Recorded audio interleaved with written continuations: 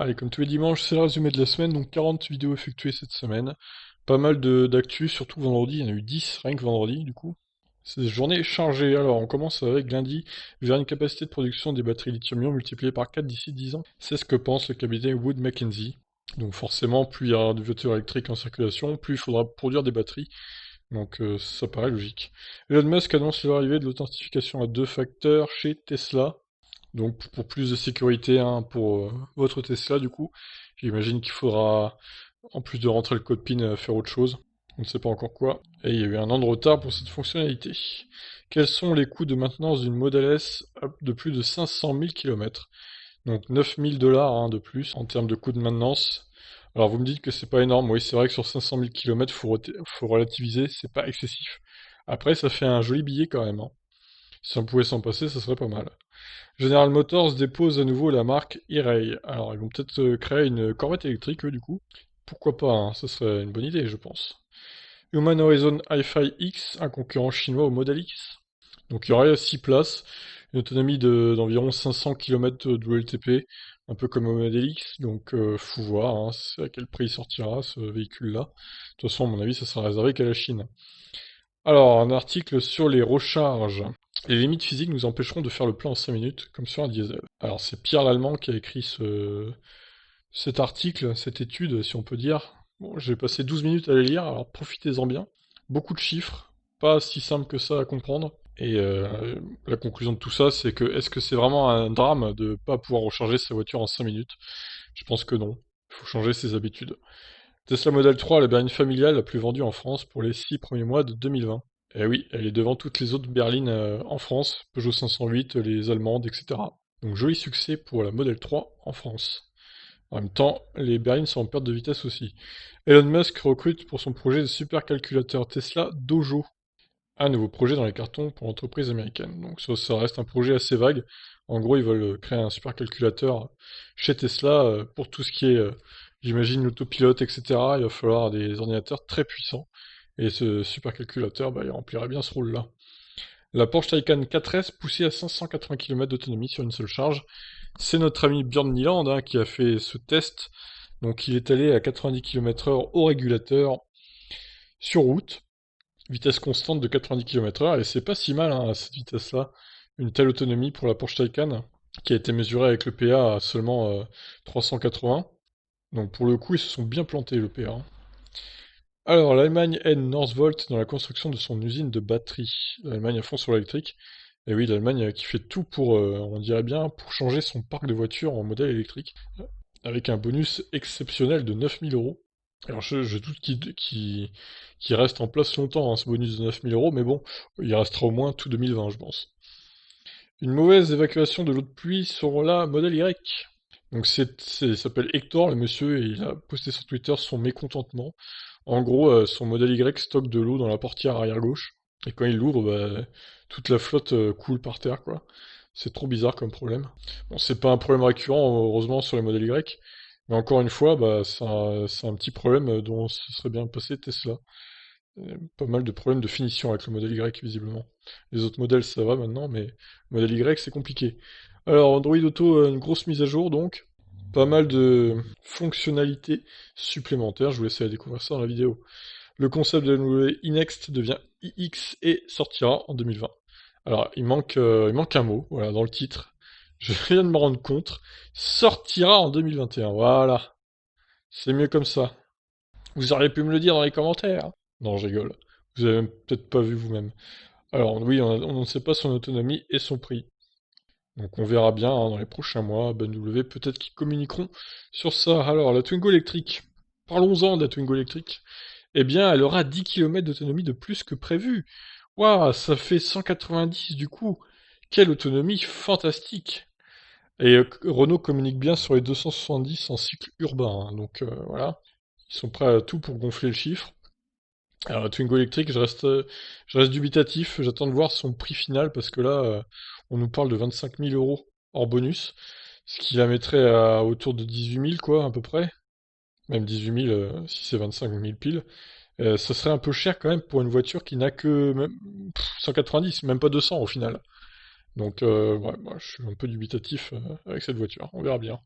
Gros conflit à venir entre Daimler et Nokia. Oui, apparemment, il y a un problème de violation de brevet de la part de Daimler, qui respecte pas trop les brevets de communication, genre 4G, etc.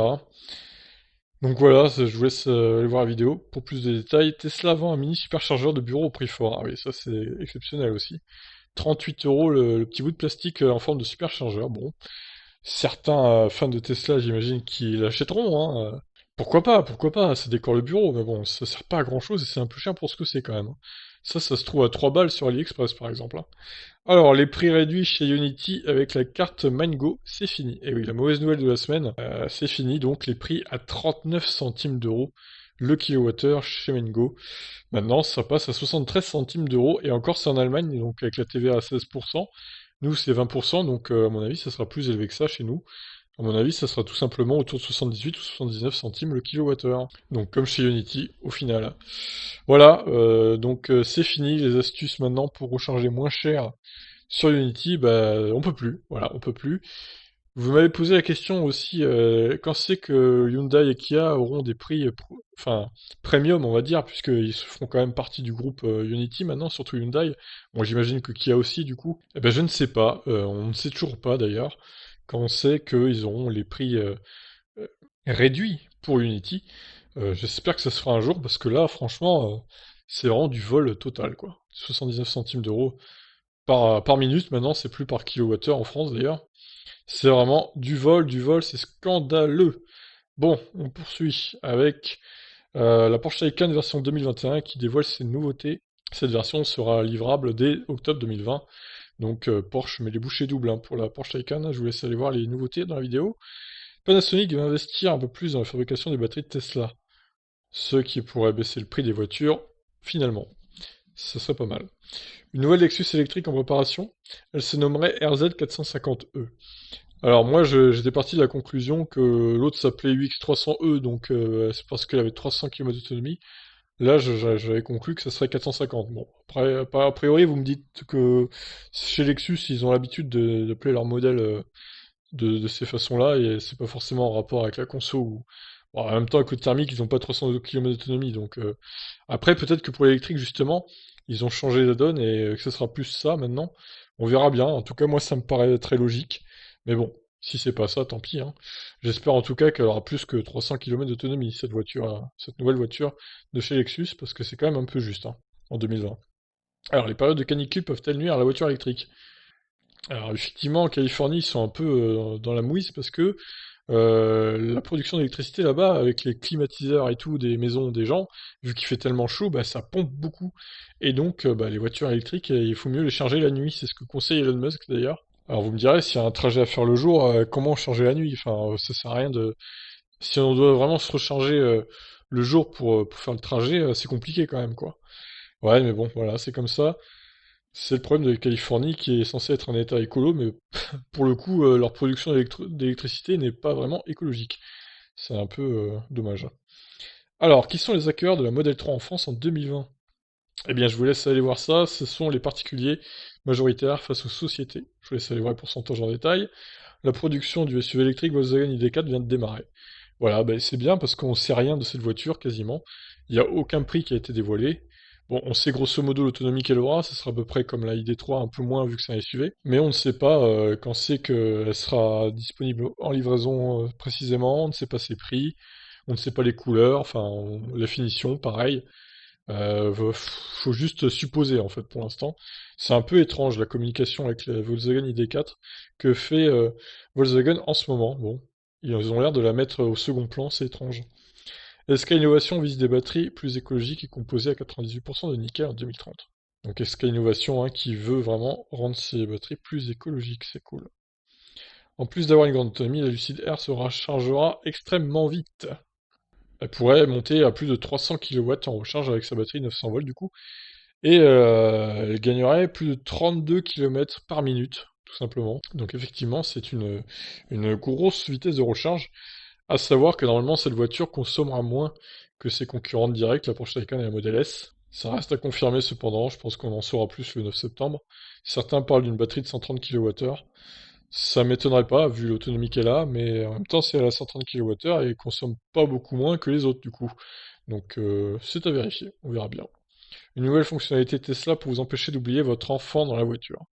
Voilà, hein, il y a encore des parents en 2020 qui oublient leurs enfants quand il fait la canicule dans la voiture. Voilà. Bon. Est-ce que ce sont des gens qui doivent avoir des enfants? Non, pour faire ça, je pense pas, mais bon, ils auraient mieux fait de s'abstenir pour le coup. Donc en tout cas, Tesla pense à ces gens-là et va faire en sorte de régler ce souci.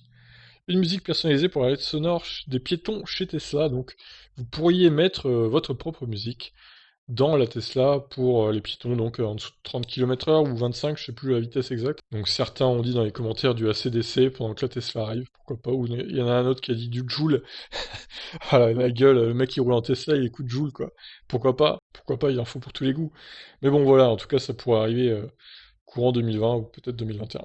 La société Luna se convertit de Rolls-Royce mythique à l'électrique. Bon, ce sera pas des petits prix, hein, on parle de 500 000 euros, mais en même temps, ce sont des Rolls-Royce, donc ça se paye, hein, les Rolls-Royce. Oxys Energy travaille sur un nouveau type de batterie au lithium-soufre. Des batteries qui pourraient être utiles dans l'aviation notamment.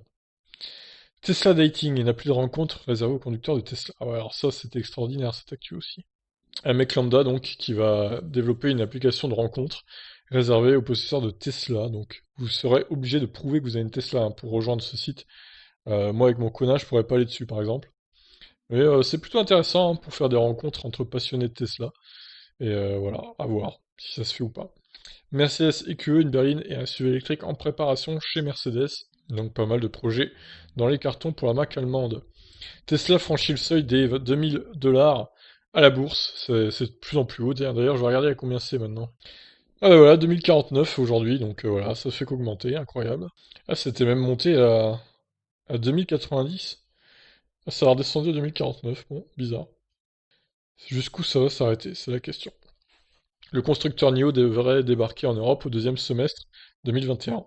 Alors, ils parleraient de vendre leur voiture avec, en tout cas, ce qu'ils font en Chine, avec une location de batterie, puisque eux, ils ont la particularité de faire des swaps de batterie en Chine, du moins. Je sais pas si en Europe ils font la même chose, mais à voir, hein. Peut-être qu'ils arriveront avec leur ES6 avec une location de batterie aussi, comme la Zoé, quoi. Ça serait un peu étonnant, mais pourquoi pas. Alors, en Chine, 50 000 ventes en un mois pour la petite Hongguang Mini EV. Donc, elle coûte entre 3500 et 4700 euros, cette voiture. Elle peut monter jusqu'à 170 km d'autonomie chinoise, donc on va dire 130, 120 WLTP. Ce qui est quand même pas dégueu hein, pour un tel prix, franchement. On n'a pas ça du tout en Europe. Nous. Bon, elle est pas belle, hein, c'est sûr, mais elle pourrait s'avérer pratique pour ceux qui n'ont pas trop les moyens. Le Peugeot i2008 testé sur route et agglomération pendant 300 km sur automobile propre. Donc une conso assez élevée, je l'ai trouvé, moi 14,6, c'est quand même beaucoup. Surtout qu'il n'a pas pris l'autoroute, le gars, donc ni les voies rapides à 110. Donc pour traverser de la ville et des routes à 80-90, j'ai trouvé ça un peu extrême, hein, comme conso. Les ventes de voitures électriques et hybrides rechargeables en Europe sont supérieures à la Chine ces 7 derniers mois. Donc jolie progression pour l'électrique et l'hybride rechargeable. Alors la copie du Twizy hybridé avec une AMI du coup, Elise Zero, un nouveau quadricycle électrique à venir en Europe pour fin 2020. Alors les rumeurs parlent de 10 000 euros, donc c'est un peu cher hein, pour un truc comme ça. Mais bon, contrairement au Twizy, il aurait plus d'autonomie, il n'y aurait pas de location de batterie. Mais quand même, 10 000, c'est quand même beaucoup hein, pour un machin comme ça. Faut pas rêver, non, faut pas déconner. Hein. Alors, donc, les annonces sur le Bon Coin, 52 minutes cette semaine, c'était long, parce qu'il y a eu beaucoup plus d'annonces que la dernière fois. Donc, le Kona à La Réunion, moi je suis toujours étonné de se voir son prix, 23 900 euros. S'ils le vendent pas à ce prix-là, je comprends pas, quoi. Même à La Réunion, quand même, il doit y avoir des gens intéressés. Alors, les Golf 8 hybrides rechargeables se révèlent, donc deux versions GTE pour la version la plus sportive et hybride rechargeable normale. Du coup, les prix ont été révélés, les prix allemands, je précise.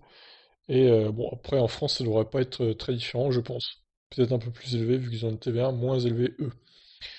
Et on termine donc la semaine, puisqu'il n'y avait pas vraiment d'actu aujourd'hui, dimanche, des voitures électriques. J'ai fait le point sur le coronavirus. Le nombre de cas et de décès dans le monde tend à baisser, c'est bien. Sauf en France, où le nombre de cas a augmenté pour le coup. Bon, évidemment, nous, on fait jamais comme tout le monde. Mais voilà, donc on espère que ça va baisser aussi en France. Et que ça va pour se poursuivre à baisser dans le monde. Voilà, je rappelle hein, que vous pouvez vous abonner à la chaîne. Vous êtes beaucoup à regarder les vidéos chaque jour. Vous êtes 3000 à la limite. voire plus des fois. Et donc si ces 3000 là pouvaient s'abonner, ça serait pas mal pour le coup. Ça m'aiderait dans la chaîne et tout, dans le référencement de la chaîne sur YouTube. Et voilà, likez les vidéos si vous avez aimé, commentez. C'est ça le principal. Voilà, bah écoutez, je vous laisse réagir et je vous dis à demain pour d'autres vidéos. Ciao!